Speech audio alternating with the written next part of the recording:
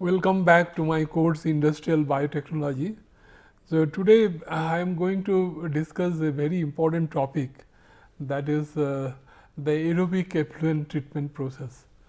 Now, as you know that there is a in India we have Central Pollution Control Board, and they made a couple of years back they made a survey that how many industry they poses the environmental pollution problem, and they identified about say about 70,000 industry that we have. Out of that they identified about 3,000 industry, they posing some kind of water pollution problem, and these industries are mostly the chemical and biochemical industries. Now, that that question comes, how it pollute our environment. That when a industry produce kind of effluent, it goes to the water stream, and water suppose some biodegradable material present in the water stream. There are a lot of bacteria present or living organism present in the water stream. They will grow and multiply. When they grow and multiply, then their population will get increased, and we know every organism they have the metabolic pathway, they produce lot of different type of metabolites, and this organism they are mostly aerobic in nature. That is, aerobic in nature means under aerobic condition they will grow and multiply. So, they take the dissolved oxygen that present in the water stream. So, that this is how they pollute our environment to a great extent. So, it has been observed that more than 70% of the wastewater treatment processes. So, that every industry here I want to highlight that every industry, chemical and biochemical industry, they have to treat their effluent before they discharge into the water courses. So, and it has been observed that more than 70% wastewater treatment processes are controlled by the biological means. And actually the aerobic fermentation process is a very simple fermentation process that can be easily we can easily use to safeguard our environment. I can give a very simple example. Suppose your water stream contains some kind of biodegradable organic matter. So, what is happening, your bacteria can grow and multiply very easily, and when they grow and multiply, what will happen? This soluble organics will be converted to insoluble organics. That your cell mass is an insoluble mass, am I right?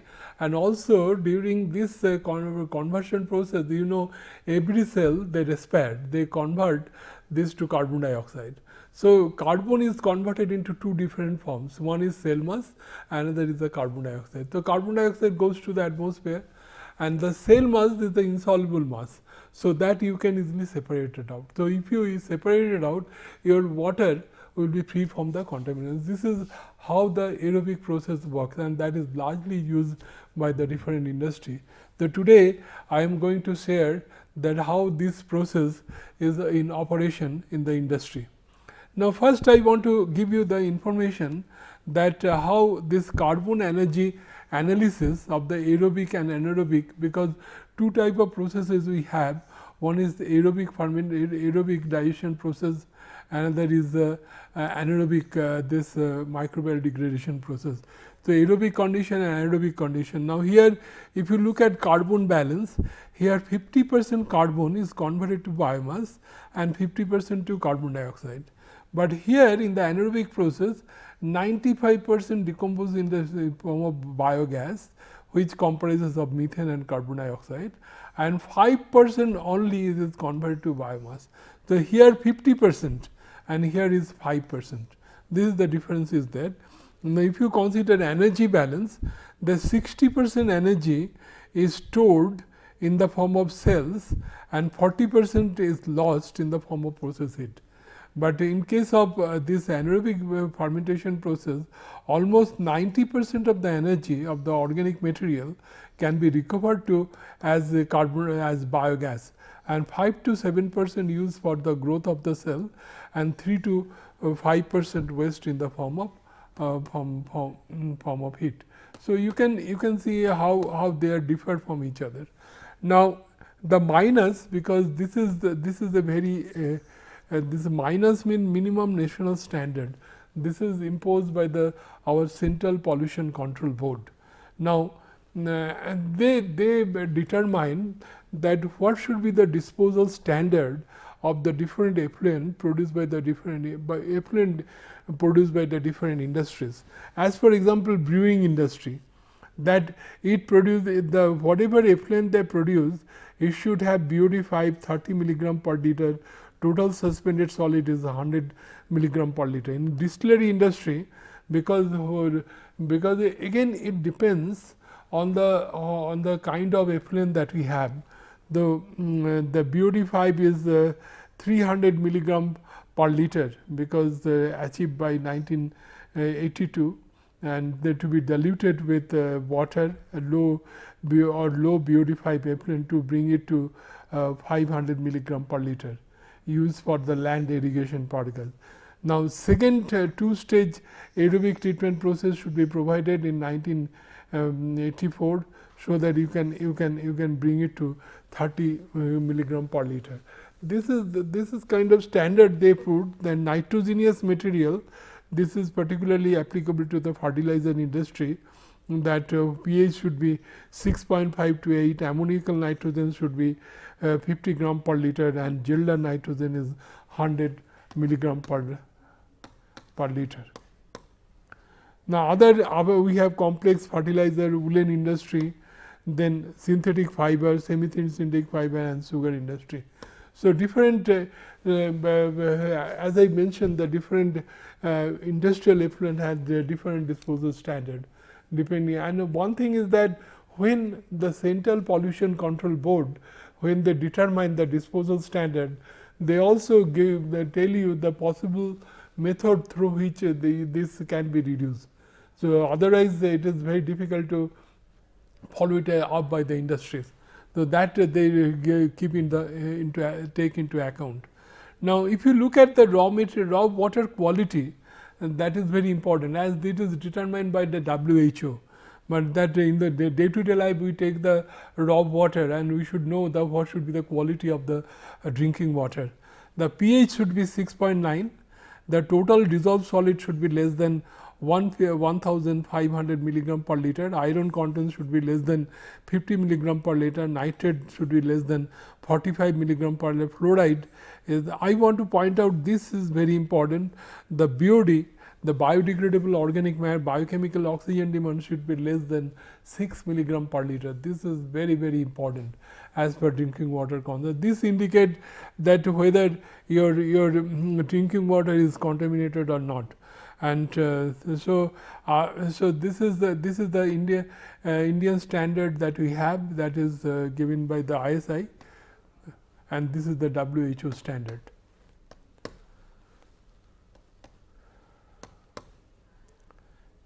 Now, raw water quality for drinking water with respect to chromium, then lead, arsenic, chloride, and this is the very important most probable number. I don't know whether you are acquainted with you are aware with this number. This is the indicator that whether your drinking water source has come in contact with the sanitary system. Because why? Because if you look at the sanitary system, that every human being discharges millions of E. coli every day, the pathogenic organisms, and you know that. So, if we perform the coliform test, and coliform bacterial test through which we find out the most probable number, and from that we find out that whether the water, whatever water we are taking, it has come in contact with our sanitary system or not. Now, if the MPN number is more, that indicates that it has come in contact with that, and this is the indirect indication that it contains a lot of pathogenic organism. So, if we take that water, it will infect our system. This is a great concern. So, it should be less than 50 to 500 to 1000 per 100 milliliter of drinking water source. Normally, it should be 500 per 100 milliliter for bathing. But actually if you look at the water that is used for drinking purpose and water that is used for bathing purpose, their quality is more or less same.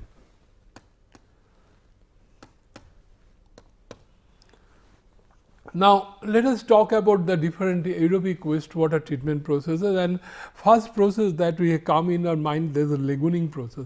This is the very old process that we have.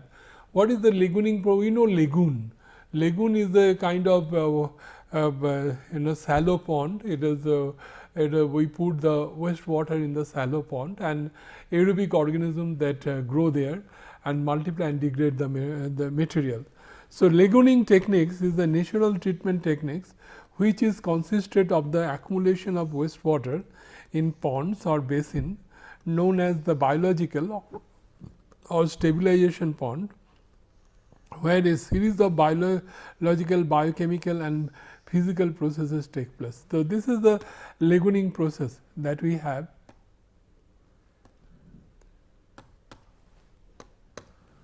So, this is how we can explain the process pictorially. This is a shallow pond. Shallow means the height is not very. If it is high, it depends on the height. That if the height is less, then what is happening? The aerobic organism, they mostly here the aerobic organism can grow. But if the height is more, then here below this the anaerobic organism, because here there is no dissolved oxygen. So, here the anaerobic organism will grow. So, that this is how. So, usually the lagooning process is up to this, because most of the aerobic organism grow, and this is the natural process. So, the degradation will be very, very slow.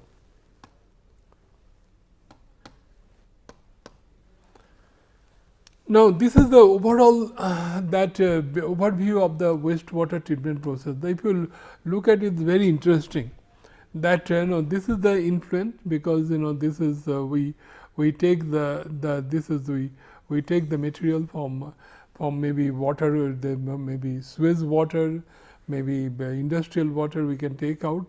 Well, this is the barred screen. Barred screen means simple barred we have, and in the barred when you put the water here, the whatever floating material is there, that will be stick on this, and so this bigger particle will be separated out. After that, you can see that the grit chamber. Grit chamber means if the particle size is more than 79 microns, that will be bigger particles that will be separated out. After that, we have the primary clarifier, where the fine particles, very small size particle about 10 micron and other things, that will be separated out. After that, this comes to the aeration basin. This is called activated sludge process. Here you allow your bacteria to grow and utilize the soluble organics and convert the soluble organics to the insoluble cell mass, and then this cell mass you separate it in the secondary clarifier. You just allow to settle. So, the solid material will comes down and clear liquid is comes in the top, and then we pass through the sand filter. This is kind of sand filter we have. Then we do the disinfectant. How we do the disinfectant? By sparging the chlorine. Chlorine, why you sparge chlorine, then all the germ that will be killed. So, we will get the pure that water. This can be used for the drinking purpose. This is how the waste water treatment process looks. That this is very simple, and in this primary clarification process, sometime this primary and secondary clarification process, we use some kind of coagulants. That flocculants we prepared. These flocculants can be used, so that I can give the example of the alum. Alum is kind of a good flocculating agent, a coagulating agent. Whatever suspended material is there, that will settle down. That can be used to separate out the suspended material or hazy material.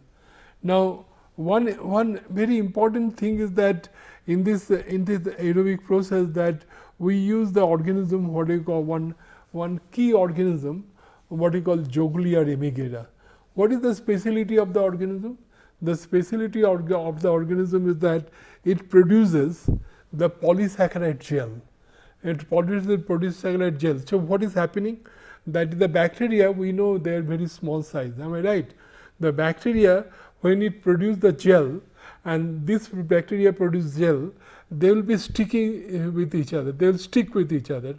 So, they will form a lump, they will the agglomeration of the cells take place. So, your particle size will increase. As the particle size increases, then it will settle down. Then here I want to share my experience that we have, that I did my doctoral PhD from IIT Delhi. When I did my doctorate degree there, I visited the Okhla sewage treatment plant in Delhi, and there we visited their unit, and when I took the water in the activated sludge process, I found that in my hand that is big solid particle, they settle down very easily and clear water comes at the top. So, this is so nice, because so Joglia remigera is the key organism, the long has been considered the typical activated sludge bacteria responsible for the formation of activated sludge floc. This is the floc formation take place, and the generic name of Joglia has the origin of Greek language and translate the living glue. This is the glue due to the polysaccharide gel, and Joglia remigera is a aerobic and chemo-organotropic, gram-negative and straight and slightly curved rod shape and non-spore forming bacteria. So, this is the key organism that is used in the activated sludge process, and the process looks like that. This is the activated sludge process, where we do little bit of aeration. How we do aeration? Here at the how you do the aeration here at the top, we use some kind of surface aerator. This is called surface aerator. Now, what do you mean by surface aerator? Aerator. What do you mean by surface aerator? Because this will throw the liquid like this. When it throw the liquid like this, the air, the oxygen present in the air come in contact with the liquid, and the lot of mass transfer take place. So, dissolved oxygen concentration in the liquid increases, and also it makes a stirring in the, so that the insoluble cells that remain in suspension, so freely interact with the liquid and produce the cell mass. So, after the cell mass production goes to the sedimentation tank, where you separate the cell. A part of the cell you can recycle back, and you will get, and some of the cell you take it out, what you call sludge bleeding, and the clear water you take it at the top, what you call clarify effluent. This is how activated sludge process looks. And this is the different that parameters we have mentioned here. This is Q0 is the volumetric flow rate. It is the S0 is the biodegradable organic matter concentration. The X0 is the cell mass concentration, initial cell mass concentration. This is the volume. V is the volume of the reactor, liquid volume of the reactor. X is the cell mass concentration under steady state condition.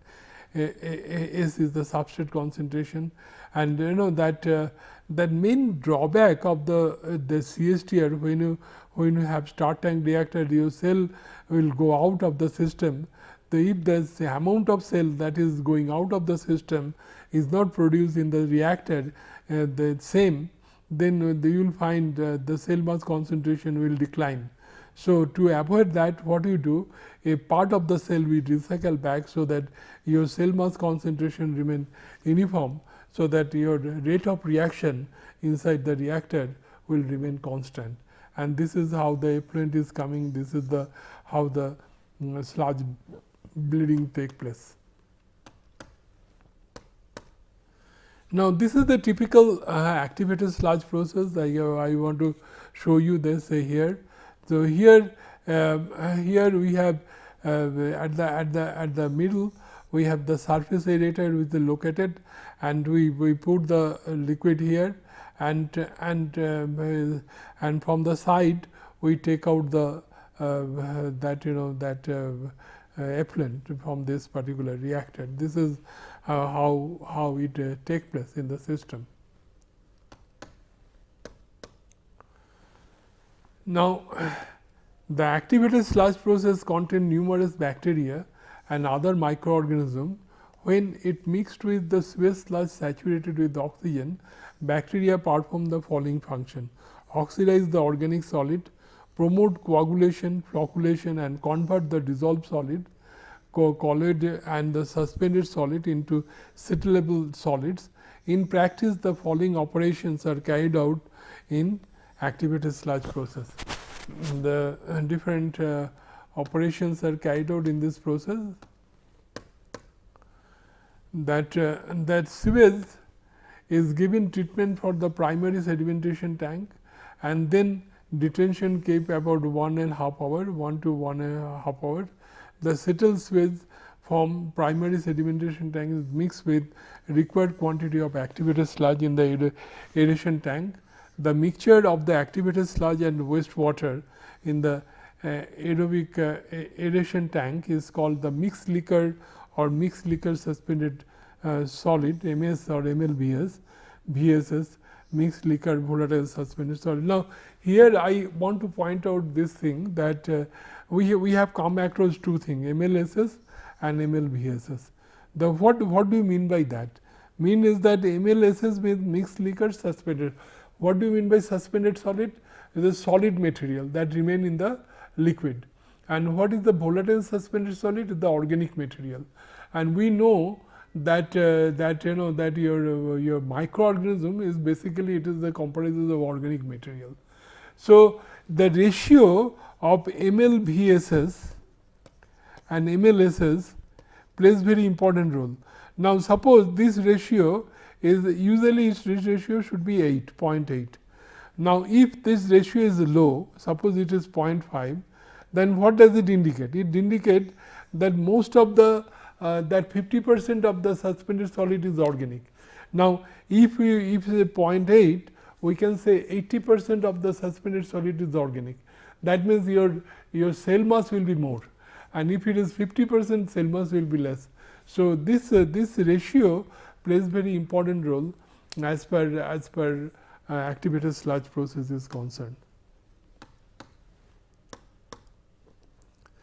Now mixed liquor suspended solid is aerated 6 to 8 hours in the aeration tank called the hydraulic retention time according to degree of purification.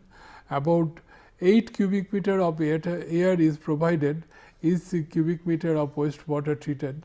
The volume of the sludge returned to the aeration basin is typically 20 to 30% of the wastewater wastewater flow air supply 8 to 10 cubic meter of sludge. Now, what I wanted to stress here that we know retention time. How you can calculate the retention time?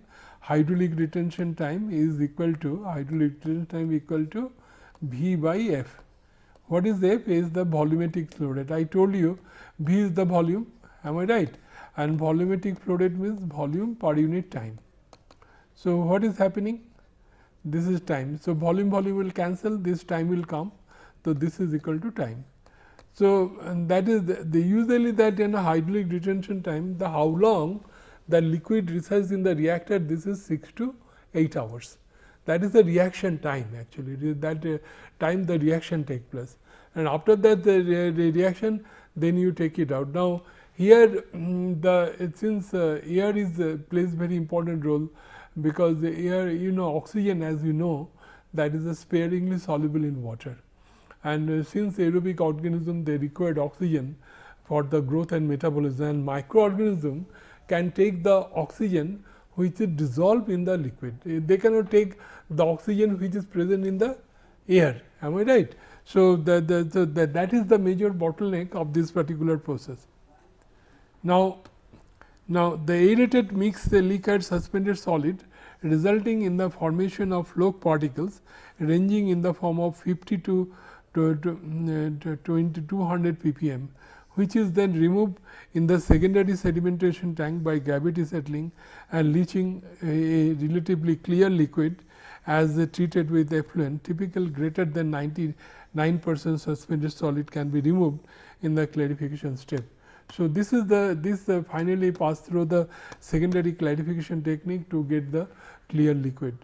The most of the settled sludge return to the aeration tank to maintain the high population of microbes that permits the rapid breakdown of the organic compounds, because most activated sludge is produced as desired in the process. Some return to the sludge is diverted and wasted sludge handling system, as I mentioned before.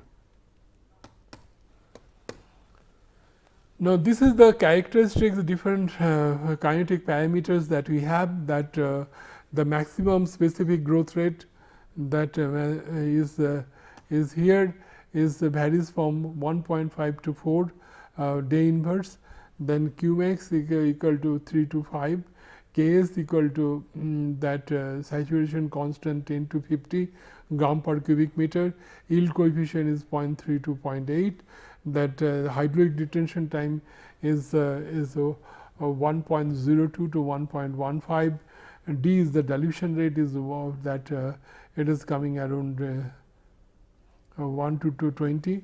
Then the theta c is the what we call solid detention time. Now, here I want to point it out, this is SRT and this is the HRT, that that the main purpose of the when we use any kind of suppose it is a CSTR and here you have some kind of separator, you recycle back to the system. So, main purpose is that you want to increase the solid detention time and as compared to the hydraulic detention time. Now, in case of CSTR, this will be equal, solid detention time equal to, if you do not do the recycling, then solid detention time is equal to hydraulic detention time. As soon as you recycle this solid, that means allowing more time for the solid to reside in the reactor. Now, another important thing is that food and microorganism ratio that we have, that plays very important role. The ratio that the how much there is carbonate, the biodegradable organic matter is to be converted per unit cell mass concentration. That is this is the recycling ratio and this is ml/vs ratio, that is also plays very important role. These are the different parameters that is essential for the operation of the activated sludge process.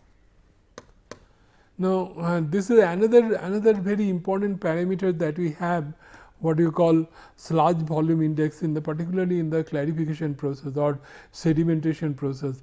Now, if the value is usually that value should be 100 to 200 milligram per gram.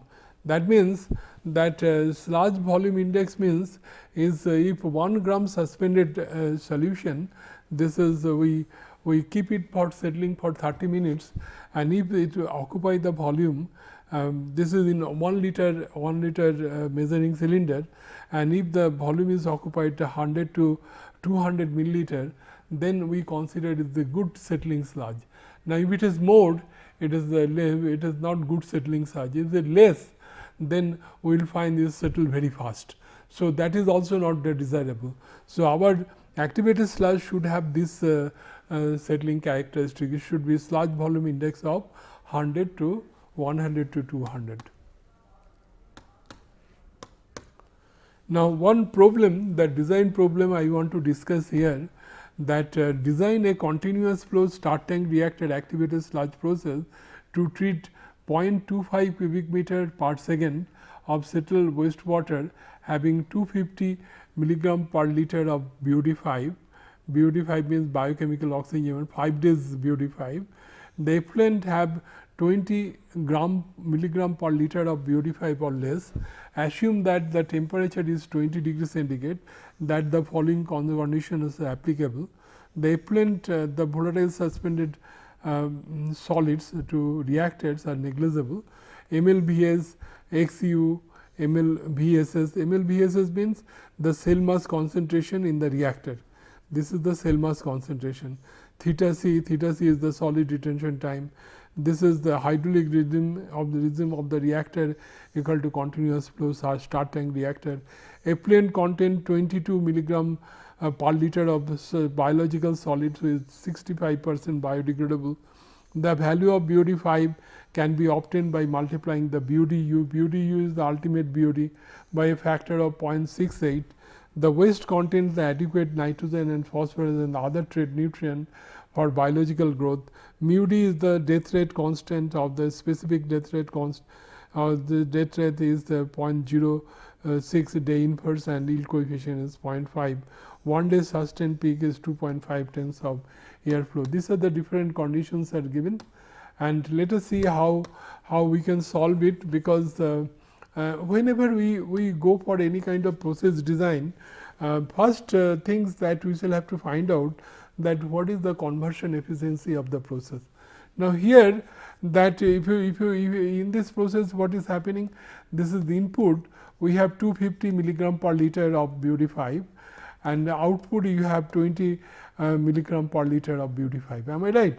So, it is very simple. Overall plant efficiency is like this: 250 minus 20 by 250, the 92% is the overall plant efficiency. Now, the problem is different.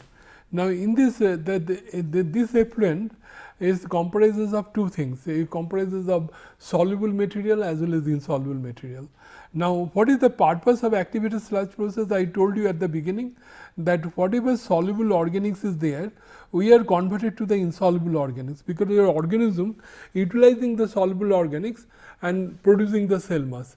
So, now this due to the inefficiency of the separation process, some of the cell mass might be remaining in the outgoing liquid.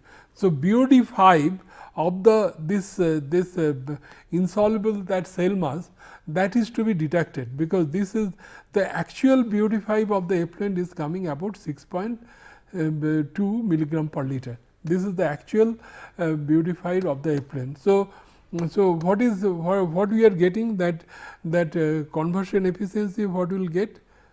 So, we are getting like this: 250 minus 6 minus 2, 6.2 divided by 250, that means 97.5. This is the actual conversion efficiency, what we call biological conversion efficiency, but this is the overall conversion efficiency of the plant. This is what we have. Now, there are other parameters we shall have to calculate. First is the volume of the reactor. As you know, volume of the reactor is very important, because to carry out this process, so we know these equations. This equation, if we put different values, we can easily find out, and we find this volume is coming out 4,702 cubic meter for treating this effluent. Now, then in this process the cell mass production take place. Now, question come, how much cell mass production take place? The y observed, because we have y x by s is equal to what? That dx by ds. Am I right? But this is overall, but this is not actual the yield coefficient. Yield coefficient is the observed yield coefficient, because here we consider all cell mass, but actually only the viable cell will multiply, the dead cell will not multiply. So, you have to divide by 1 plus mu d into theta c, then it is coming 0.3125. The MLVS formation, that how you can calculate how much this the actual solid material formation take place. This is the flow rate, and this is the substrate conversion take place. From that we can how much substrate is converted, and this observed yield means gram of cell mass per gram of substrate consumption. So, if you multiply it by that, we will get that how much that cell mass production is there. Now, MLVSS, the MLSS, how much that you divide by 0.08, you will get the MLSS. We find out this is the another important parameter, what you call that how much sludge you are wasting from the reactor. That can be find out that how much sludge present in the reactor, and that is equal to V into x. V is the volume of the liquid volume, x is the cell mass concentration, and how much cells we are taking out from the reactor is around theta. That should be about QW into xu. So, this will be equal to theta c. Theta c is the solid retention time. So, this is like this, then you want to find out the QW. So, QW is equal to the theta c will come here. So, this is coming under 205.7 cubic meter per day. Similarly, we can find out the recycle ratio, that Q R by Q 0, we can find out hydraulic retention time, we can find out P by Q 0, we can calculate. Then we can, the most important thing is that we shall have to find out how much oxygen required. How we can find out oxygen required? Because first you find out how much substrate has been utilized. This here we find out how much substrate is utilized. From that we can find out that that this that means that this much of BOD, that means biochemical oxygen, that has been consumed, but some cell remain in the system. So, whatever that oxygen that cell required this oxygen for their again degradation. So, that is to be deducted to get this value. This is the ultimate oxygen that is required. As you know, the oxygen is sparingly soluble in water, and you know that then you can calculate that how much air is required in the system. That is the that you see, this is the theoretical amount of oxygen, that is the air is required, is like this. This is theoretical amount of air that is required, and we assume the oxygen transfer efficiency is 8%, then it is coming at 168 cubic meter per minute. And for design criteria, we consider 2 as the factor of safety. So, 336 cubic meter per day.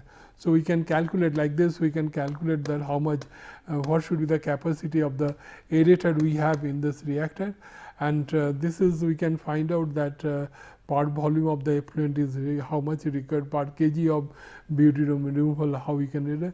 I hope if you do by yourself, you can easily find out that how it can be solved. So, in conclusion, I want to point out that activated sludge process is a very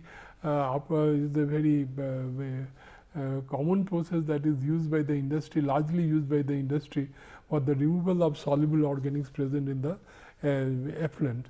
So, this is very easy to operate because bacteria can utilize the soluble organisms and convert it into the insoluble mass that can be separated. Only the limitation of the problem is that you have to supply the dissolved oxygen, so that the growth of the organism should not be hampered, and we can get the maximum conversion efficiency of the system. Thank you very much.